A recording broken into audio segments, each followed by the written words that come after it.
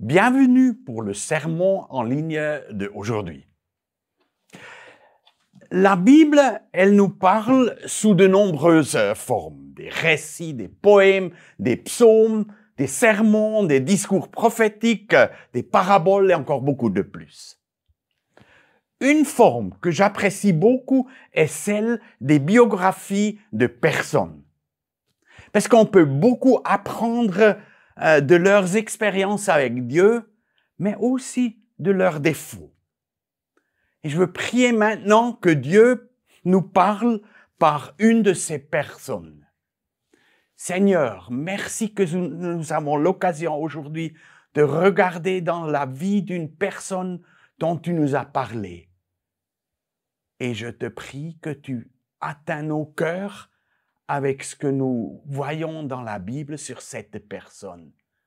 Ouvre-nous les oreilles, ouvre-nous les cœurs, que tu puisses nous atteindre avec ce que tu veux nous dire. Bénis ce sermon d'aujourd'hui. Amen.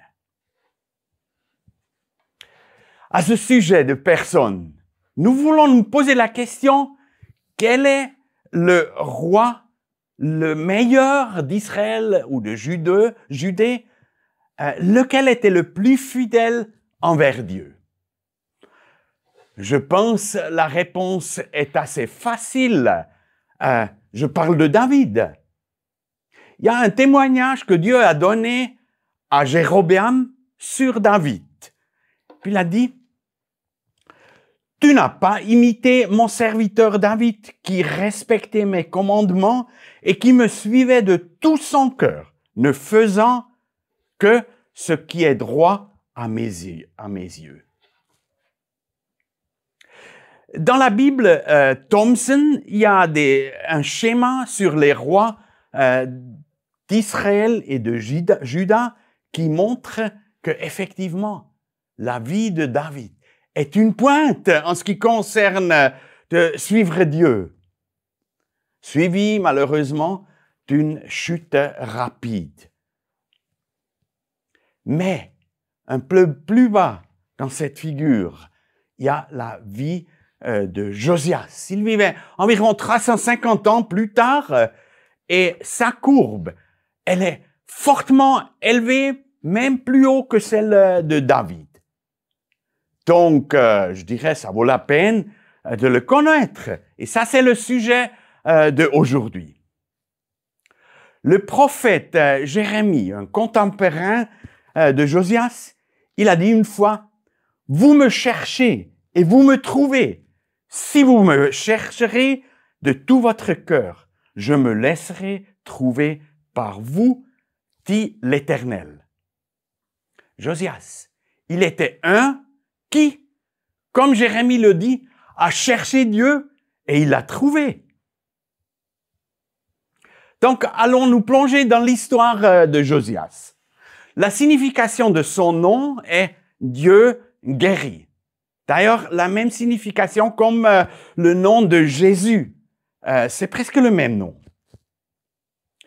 Lecture biblique. Aujourd'hui, nous n'allons pas faire une lecture, disons, liturgique de la Bible, mais nous allons chercher les témoignages de Josias et d'autres personnes dans la Bible.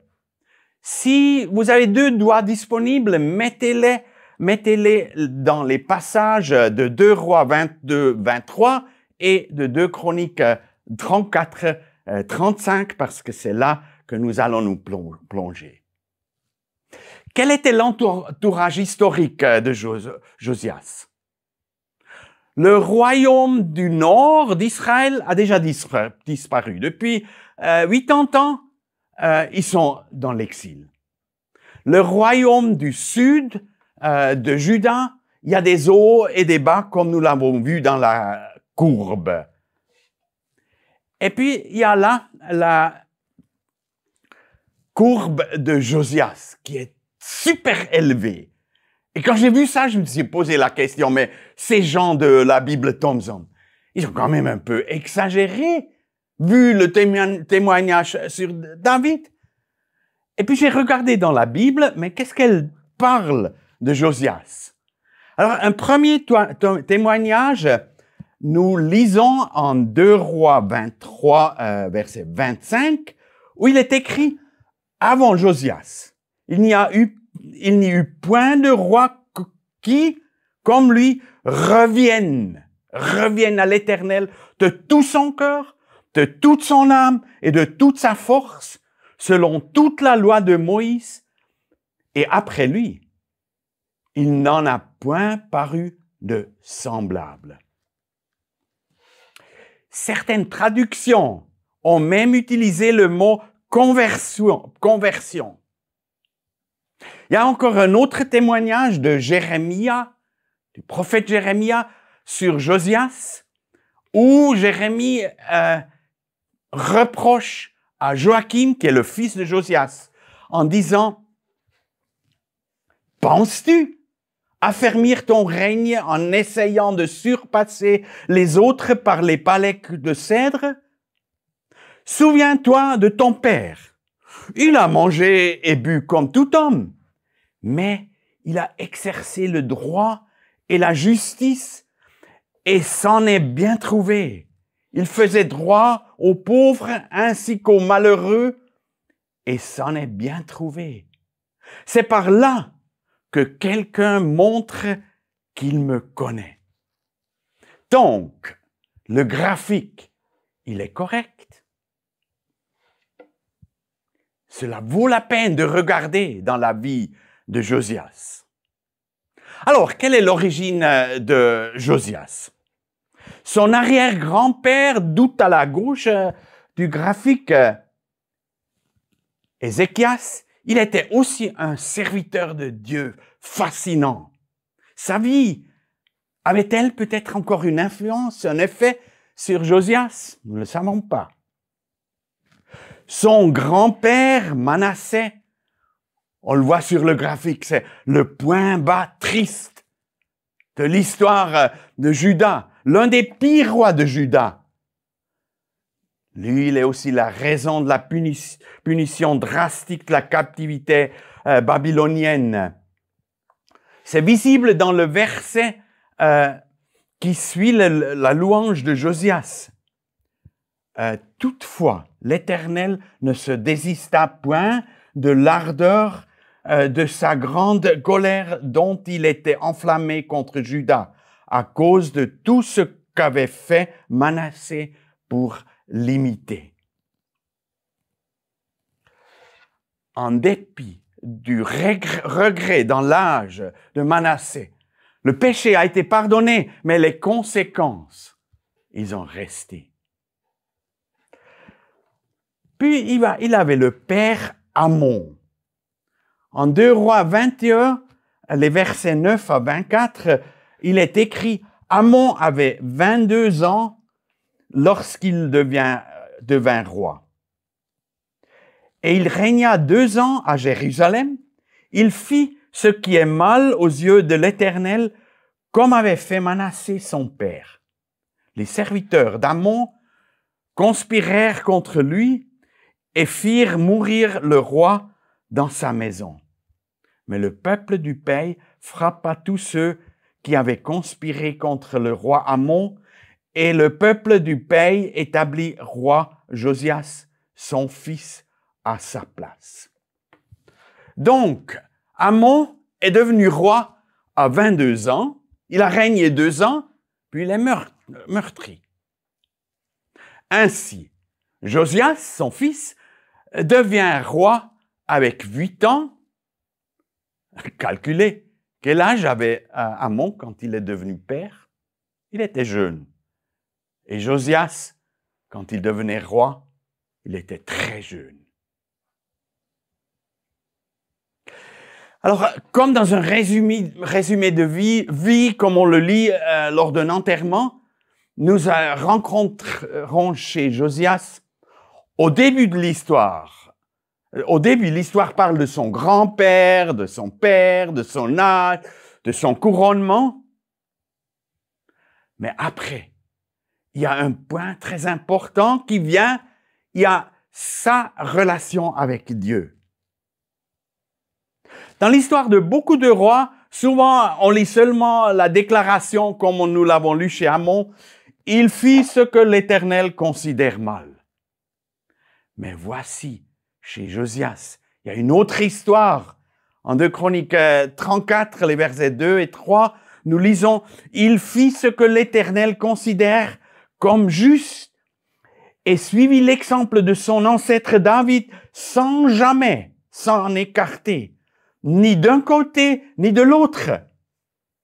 Dès la 8e année de son règne, alors qu'il était encore jeune, il entreprit de chercher à plaire au Dieu de David, son ancêtre. 16 ans. Avec 16 ans, il a fait un demi-tour dans sa vie, une conversion. On peut se poser la question, mais pourquoi cette conversion? Ni son père, ni son grand-père étaient un exemple. Puis le grand prêtre de son époque, non, il n'était pas exemple non plus. Donc, Josias, il vivait dans un temps triste où l'on se détournait de Dieu. Est-ce la prière des ancêtres? Moi, je pense surtout, c'est un miracle. C'était la grâce de Dieu. Et oui, grâce à Dieu, ceci arrive encore aujourd'hui. Et quand ça arrive que quelqu'un se tourne vers Dieu, il y a la fête dans le ciel. Alors, la conversion de Josias, elle avait des conséquences. Des conséquences par des actes visibles, et ça a commencé avec 20 ans. Quand il avait 20 ans, il a commencé à devenir actif. Il a commencé à déblayer les idoles avec une détermination. Il ne voulait plus qu'on mettait la créature à la place du Créateur. Il a commencé à devenir actif dans la région du royaume du Nord. Avec cela, il prenait une influence politique, oui. Mais encore une fois, avec cela, il était un digne successeur de David.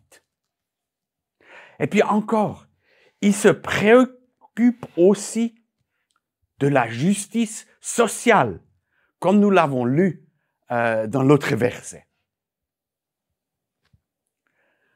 Un prochain chapitre dans la vie de Josias était la restauration du temple. Une étape importante et aussi une priorité qu'il a donnée dans sa vie. Sa priorité, c'était pas de reconstruire un palais pour lui personnellement, mais le temple qui devait être restauré. Nous lisons la 18e année de son règne, après avoir purifié le pays et le temple, il envoya Shaphan, le fils d'Athalia, Maséia, chef de la ville, et l'archiviste Joach, fils de Joachas, réparer la maison de l'Éternel son Dieu. Ils allèrent trouver le grand prêtre Hilkia et lui donnèrent l'argent qui avait été apporté dans la maison de Dieu. Les Lévites, gardiens des portes, l'avaient reçu de Manassé, d'Éphraïm et de tout le reste d'Israël, ainsi que de toute Juda et Benjamin et des habitants de Jérusalem. On le confia aux responsables chargés des travaux dans la maison de l'Éternel. Et ils l'employèrent pour ceux qui travaillaient aux réparations dans la maison de l'Éternel. Donc, avec 26 ans, avec l'âge où il avait la force, où il avait le pouvoir, où il avait les moyens, il a commencé ce projet. Et il a organisé ce projet. Il y avait le secrétaire de l'État qui devient le chef du comité de direction avec 3 personnes. Les artisans, ils ont reçu de l'argent qui était déjà disponible pour le projet. Et puis, il y avait encore les Lévites. Mais peut-on les utiliser dans un projet de construction sur le chantier? c'est intéressant. On lit qu'ils ont fait la supervision, qu'ils étaient des secrétaires, qu'ils étaient des surveillants, des administrateurs, des portiers, des gardiens. Je trouve ça très intéressant. Qu'est-ce qu'on peut en trouver? Nous voyons que Josias, il prend ses responsabilités. Il conduit son peuple, il règne. Et il délègue. Chacun peut apporter ses dons. Et ainsi, on construit le royaume de Dieu encore aujourd'hui. Nous arrivons au prochain chapitre. Il y avait encore un autre impact de la rénovation du temple. C'était une découverte de livres importants. Le contenu de ces livres, ou qu'est-ce que c'était exactement, on n'est pas très certain, on est incertain. Certains pensent que c'était tous les 5 livres de Moïse. D'autres parlent de la loi proprement dit dans Deutéronome chapitre 12 à 27. On ne le sait pas tellement, mais peu importe. C'est l'effet qui compte. Et l'effet de cette découverte de livres, c'était un grand réveil. Ils ont dit, nous n'avons pas suivi la volonté de Dieu. Et par conséquent, Dieu doit être en colère. Ce qui a été reconnu dans la parole de Dieu qu'ils ont trouvé, la volonté de Dieu a été prise au sérieux, a été mise en œuvre.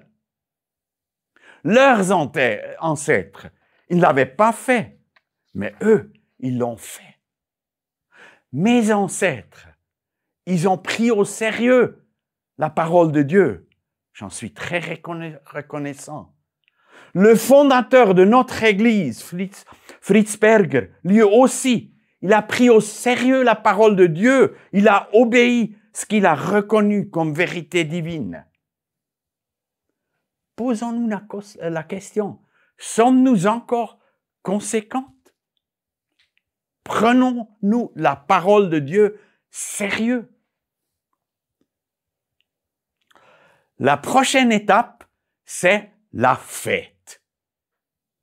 Josias, il voulait marquer ce réveil, ce renouvellement, la relation d'alliance avec Dieu, par un événement qui serait un jalon, une fête. Donc, il a convoqué une assemblée, une grande assemblée du peuple. Ça, c'est un pas important. Parce que aujourd'hui, des fois, on dit la foi, c'est quelque chose de privé. Non, la foi, c'est quelque chose de public. Elle doit être visible dans le public. Lors de cette assemblée, il y a eu beaucoup de choses. Il y a eu la lecture de la loi. Lors de cette assemblée, l'engagement de Josias est devenu visible. Son engagement pour la cause de Dieu. Son serment, nous voulons obéir à nouveau le Seigneur notre Dieu, c'est devenu visible. Il y a eu un renouvellement formel de la relation d'alliance avec Dieu. On avait vu qu'ils ont ils sont dégagés des idoles. Mais encore une fois, nous lisons, ils ont de nouveau découvert des idoles qu'il y avait apparemment encore. Ils les ont retirés, ils les ont dégagés. Qu'est-ce que ça signifie pour nous?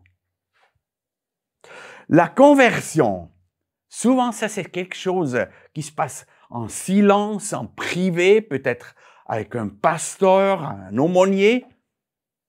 Ça c'est une chose. Mais après, vivre la foi, nourrir la foi, renforcer la foi dans un culte hebdomadaire, ça c'est indispensable. C'est comme tu te nourris chaque jour ton corps. Il faut aussi nourrir ton âme.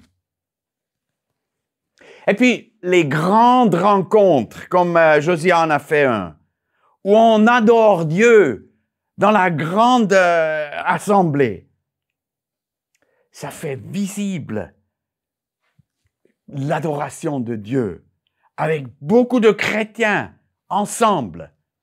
Ça a de l'importance. La communion avec les croyants, elle est possible, elle est importante. Oui, avec ça, je fais un peu de publicité pour des grandes conférences, parce que je suis persuadé qu'ils ont d'une grande importance.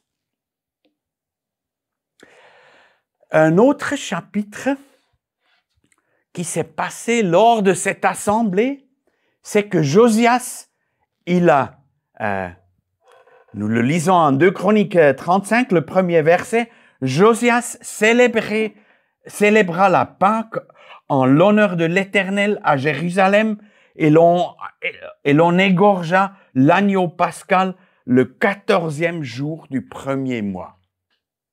Donc Josias, il a organisé la fête Pâques. Avec ça, il renforce aussi l'importance du temple central à Jérusalem. Et avec cette fête, il a suivi exactement la loi qui prescrivait comment on devait fêter cette Pâque. C'était la première fois depuis Samuel qu'on l'a fêté selon la loi. Selon la loi. Mais il y avait une exception chez Josias où il n'a pas fait selon la loi. C'était une nouveauté qui n'était pas prévue dans la loi. C'était quoi? Eh bien, Josias, il a fait un grand cadeau au peuple. Il leur donna les animaux de Pâques. Et c'était pas peu, hein? C'était 30 000 agneaux ou chèvres, c'était 3 000 bovins. Et puis, son gouvernement a suivi son exemple et eux, en entier, ils ont donné 7 600 agneaux et chèvres, 800 bovins. Avec cette action, qui n'était pas prévue dans la loi, avec cette action, Josias est devenu l'exemple pour Jésus-Christ. Parce que le dimanche des Rameaux, quand Jésus arrivait la dernière fois à Jérusalem, quand le peuple attendait que le grand prêtre apportait l'agneau représentatif pour le peuple, c'est Jésus qui est arrivé. Et c'était lui qui est devenu en ce moment l'agneau pascal pour le peuple, comme un cadeau de Dieu. Josias a montré l'importance de cette fête où ils ont célébré la réconciliation avec Dieu, avec l'image de l'histoire de l'exode d'Égypte, le pays du péché, de la captivité. Pâques est le signe pour le début de la liberté, le signe du peuple élu, préféré vis-à-vis des païens, le signe qui vise vers Jésus-Christ. Lui, il a célébré Pâques avant sa mort avec ses disciples. Et lui, il a remplacé l'agneau de Pâques par son corps, par son sang, avec sa mort. Qu'est-ce que ça signifie pour nous? La rémission des péchés par la mort de Jésus-Christ, avec ça, nous voulons pas l'oublier. Nous voulons pas prendre ça comme normal, comme ça va de soi. Non, nous voulons le célébrer. Ceci est la raison pour laquelle Jésus a installé Sainte-Seine. Il a dit que nous devons le fêter comme souvenir à sa mort. Jésus a payé le prix en entier, le sacrifice qui suffit pour tout et pour tous. En tant que successeur, nous voulons également être généreux comme Josias l'était et donner à ceux qui en ont besoin. Nous arrivons maintenant au dernier chapitre, la fin tragique de Josias.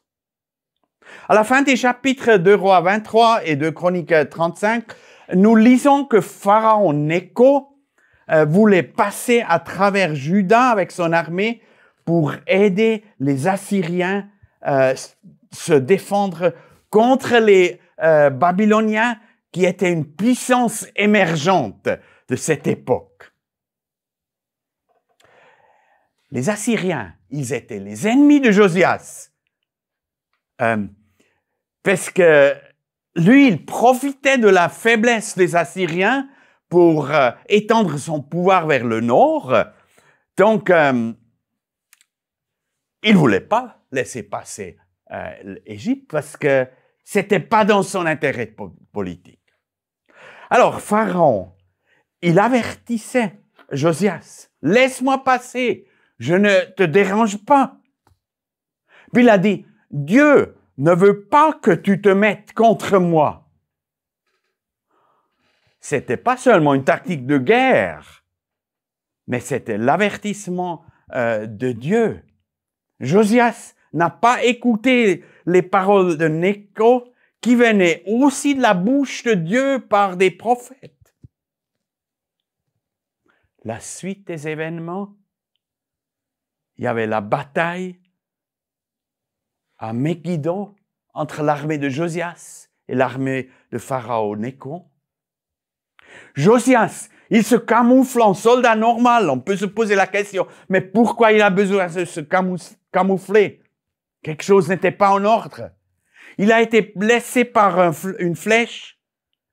Il a été emporté par un chariot d'ambulance à Jérusalem.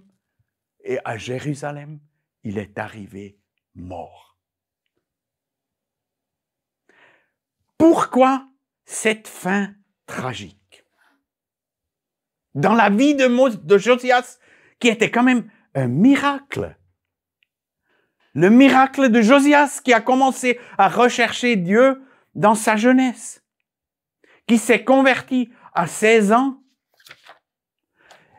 sa foi qui était suivie par des actions, il se débarrasse des idoles, il entreprend une mission dans le royaume du Nord pour son Dieu, il entreprend la rénovation du temple, il s'est mis à lire la Bible, ou ce qu'il avait de la Bible à cette époque. Il prend la parole de Dieu au sérieux. Il renouvelle l'alliance avec Dieu. Il célèbre la réconciliation avec Dieu par la fête de Pâques. Il a respecté tous les commandements dès sa jeunesse, comme le lisons. Il s'est engagé pour la justice sociale. Alors, pourquoi, après tous ces miracles, cette fin tragique? Quel était le manque dans la vie de Josias? Si nous lisons son histoire, nous voyons, malgré toute l'obéissance vis-à-vis de la parole de Dieu, soigner la relation avec son Dieu, nous n'en lisons guère. Il a écrit aucun psaume. OK, pas tout le monde est un poète, mais nous lisons aucune prière de Josias. Aucune fois, il aurait demandé la volonté de Dieu dans des décisions pratiques. Si nous comparons avec le roi David, quand il est devenu roi, à peine intronisé, les Philistins l'ont attaqué. La situation était politiquement claire, il est maintenant le roi, il est attaqué, il faut qu'il se défende. Mais, quand la première attaque est devenue visible, il a posé la question à Dieu. « Dieu, veux-tu que je me défende, que j'attaque les Philistins ?» La réponse de Dieu, attaque. Le résultat, une victoire. Peu après, il y avait de nouveau une attaque des Philistins. On pourrait dire, Dieu lui a dit de se défendre, les attaquer. Mais David, encore une fois, il demande à Dieu, « Veux-tu que je me défende, que j'attaque les Philistins ?» La réponse de Dieu était, « N'attaque pas tout droit, mais attaque-les du côté. » David suit l'instruction tactique que Dieu lui a donnée et il gagne. David était aussi un homme qui a soigné des amitiés, par exemple avec Jonathan, plus tard avec le prophète Nathan, et il accepte d'être corrigé par eux.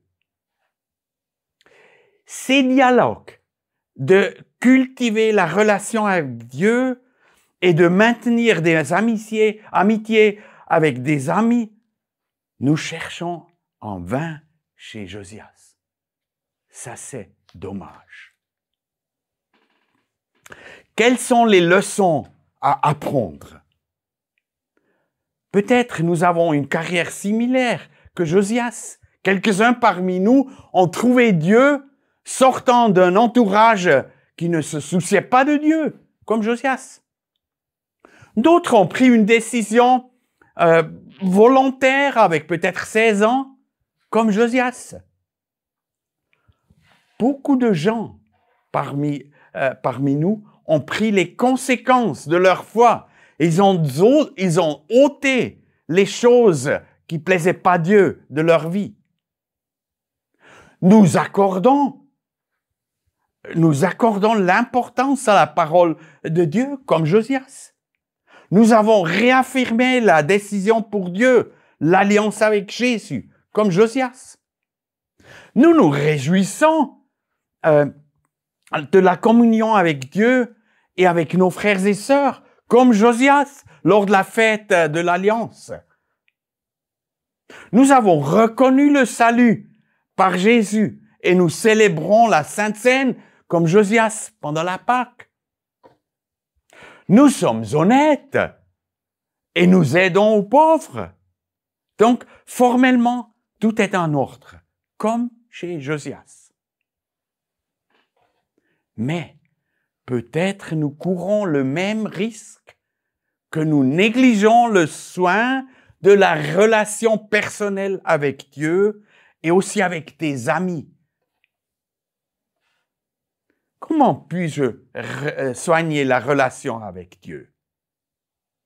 Les vendeurs, ils disent, cultiver une relation, c'est manger ensemble.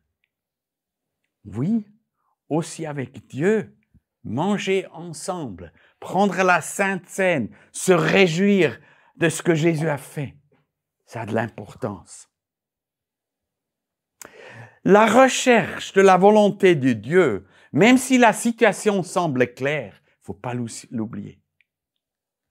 Soigner un contact régulier en lisant la parole de Dieu, en priant, pas seulement en balbutiant, mais dans la conversation avec Dieu, en cherchant la communion avec d'autres croyants. Tout cela pour ne pas louper les bénédictions de Dieu par une relation étroite. Que Dieu vous bénisse par une relation intime avec votre Dieu. Je vais encore prier. Merci Seigneur pour cet exemple de Josias. Merci pour le miracle que tu as fait dans sa vie. Nous ne comprenons pas pourquoi il s'est tourné vers toi, mais nous adorons le miracle que tu as fait. Laissons-nous limiter dans la fidélité envers ta parole, envers toi. Mais nous voulons aussi voir son défaut et nous voulons apprendre l'importance de soigner la relation avec toi, Seigneur, mais aussi la relation avec tes amis croyants qui nous accompagnent. Bénis-nous par des relations avec toi, Seigneur, et par des relations avec tes amis. Amen. Je vous invite encore pour le prochain sermon, le 3 novembre suivant.